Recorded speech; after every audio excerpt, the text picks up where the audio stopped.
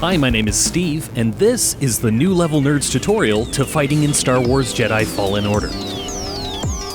Electronic Arts' 2019 spiritual successor to the Force Unleashed series is about Cal Keswick, a lone Jedi who barely passed Padawan school following the events of Revenge of the Sith and Order 66. Combat is surprisingly unforgiving, especially at higher difficulty levels. Here are our strategies to help you survive and unleash your inner Jedi. Combat in Fallen Order is all about waiting for and creating opportunities. By parrying an attack, you will deflect an opponent's damage, and with good timing, use it against them. This is your block meter. As you block attacks, such as from these troopers, it goes down. You can use blocking to deflect rifle bolts, which will also work while walking across beams and while running. When depleted, your guard is broken and you can be hit. Stormtroopers will usually fire multiple times in a row, as long as they're still alive, so don't drop your guard until they're done. Once you do drop your defense, there is a delay before being able to block again. Instead of just blocking the incoming shots, time your defense to activate just before a bolt reaches you. This will deflect the blaster bolt back at the Stormtrooper. The timing is less forgiving the higher the difficulty. There is a moment of delay before blocking begins, so time accordingly. You can easily stand in a room full of Stormtroopers and take them out at a distance. This is also great practice for timing your defense against combat troopers. Combat troopers require more technique to defeat. They have the ability to block and parry your attacks. Defeating one requires breaking their own block meter. You can do this by attacking, but the best way is by parrying their attack. By blocking a combat trooper's attack, you will hold off damage until your block meter runs out. Instead, wait until the last moment of an attack to throw up your defense. This parries the attack, throwing a combat trooper off balance and reducing their block meter. Parrying an attack won't empty your block meter either, so it's essential to practice proper parrying to keep you going during harder boss battles. However, not all attacks can be blocked. Some attacks will show your opponent turn red with an accompanying charging sound. This is where dodging to safety is necessary. Dodging is moving away in a chosen direction. It gets you out of the way of charged attacks that will break through any guard. Done right, and it can land you behind an opponent's defense, leaving you a chance to attack. Unlike parrying, it doesn't give a stun advantage. Fallen Order is best played with parrying first and dodging only when necessary. Some opponents do not have block bars, so parrying is of less advantage. In this case, it's okay to roll yourself into a better position and attack from behind, rather than leaving yourself in their field of attack. Rocket launcher soldiers are a good example of this. Parrying a rocket will literally blow up in your face. Until you gain force push, the best technique is to roll out of their way and get close up before they reload.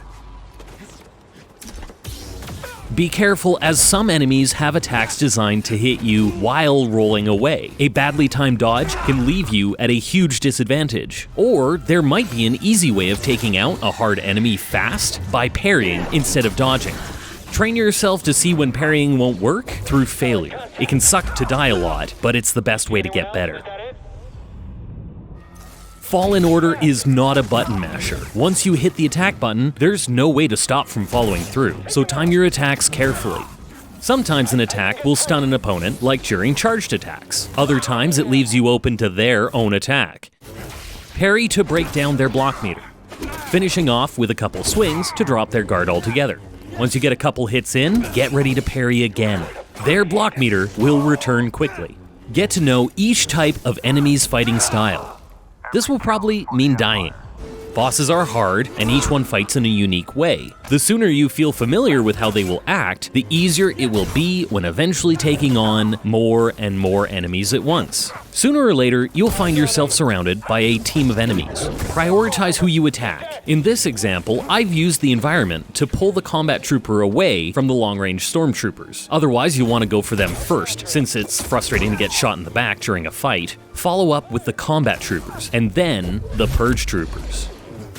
Enemies will often attack in turns. Give a distance between yourself and others, and look to see who is moving towards you the fastest. Lock on and try your best to eliminate that threat, but be ready to move on to the next one. Sometimes the changeover can be very quick, so remember to keep your eyes up for whoever might be moving in for an attack. With time, you'll be able to unlock new attacks. These can provide an advantage by dealing greater amounts of damage than the standard attack. It's important to practice these new moves as soon as you get them. The faster you can eliminate enemies, the less health you'll use up in battle. On my first playthrough, I focused solely on unlocking new combat moves, and was able to survive on little health. Most moves will use up force power, so it's important to not depend on them. Force powers are unlocked over time in the story. You will start the game with Force Slow, and eventually gain Force Push and Pull. I struggled to get the timing right when learning Force Push, and definitely noticed some low-key child abuse going on. Try force pushing enemies off a platform to avoid having to deal with them altogether. It feels like playing as Starkiller again. Like the advanced combat moves, they require force power to use. Especially early on, your force meter is limited, giving you only a couple chances to deploy them in each fight. Inflicting damage will slowly recharge your meter. It's important to not depend on your force moves, but they can change the tides of a fight in a pinch. Later unlocked skills will improve your regained force, or allow stim packs to replenish your meter. Force Slow will slow your opponent for a short time, until either you hit them or the power wears off. I find it useful to reposition myself around large enemies, or to get a hit in on fast-moving purge troopers, who won't give you a moment's rest. The other powers do come in handy, and with upgrades, will change to affecting multiple and bigger opponents. I'll let you discover those for yourself, since you should rely on other forms of combat to succeed, especially when going up against purge troopers, or one of the sisters. Force powers can become useless when they resist a force push without barely a thought. There's definitely better ways to spend your force power during these fights. Finally, let's cover some tips that will help you advance beyond fighting technique. Look out for secrets and places to save. The less distance you have to travel when you die, the less frustrated you'll be. In fact, save as often as possible. Secrets can add to your health or your force power, which will improve your chances in surviving a fight while you dedicate skill points elsewhere. It's like a free upgrade, and totally worth going off the path for. Loot boxes only contain cosmetics, and will not add to combat, so if changing the appearance of your lightsaber isn't a priority, you can skip them. When BD1 jumps off your shoulder, stop and scan the item they're looking at. This will give you precious experience points, and get you closer to your next skill point. BD1 will not leave you during a battle, so remember to double back once you've cleared an area. Open the shortcuts. Chances are, if you're a completionist like me, you'll eventually come back through once you can unlock secret areas. It can also shorten the distance you have to travel after you die. Check your map often. Secrets and save spots can be hidden behind a well-concealed door. I know it's not the best map, but it's made easier by new paths being marked in green and unexplored areas marked with yellow. Save your skill points. I'm not going to tell you how to spend them, but since some moves require 2 or 3 skill points to unlock, you will want to save up for more useful skills.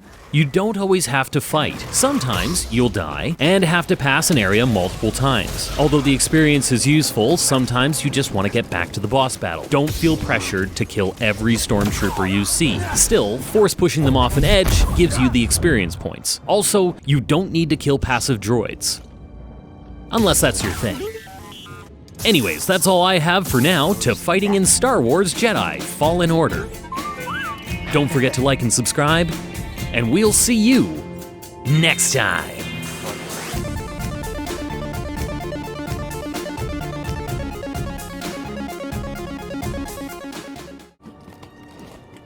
You, know any jokes, BD?